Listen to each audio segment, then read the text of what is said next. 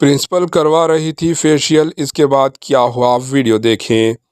रियासत उत्तर प्रदेश के एक स्कूल में प्रिंसिपल फेशियल करवाने का वीडियो सोशल मीडिया पर वायरल हो रहा है।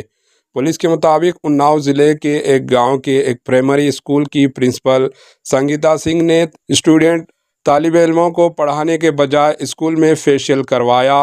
आनम खान नामी टीचर ने वीडियो उस वक्त बनाई जब प्रिंसिपल स्टूडेंट्स की किचन रूम में फेशियल करवा रही थी।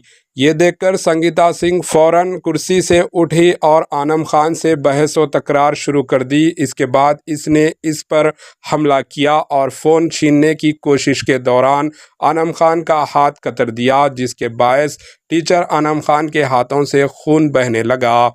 प्रिंसिपल की फेशियल करवाने की वीडियो के साथ आनम खान ने सोशल मीडिया पर ज़ख्मी होने वाली अपनी एक वीडियो भी पोस्ट की, जिसकी वजह से 2 वीडियोस वायरल हो गई।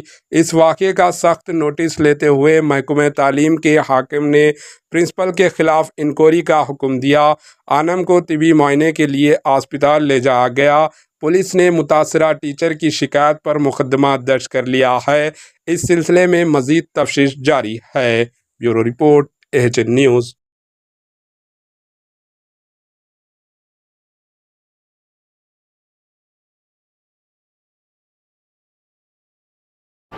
AHN न्यूज़ को लाइक करें, शेयर करें और सब्सक्राइब करना ना भूलें।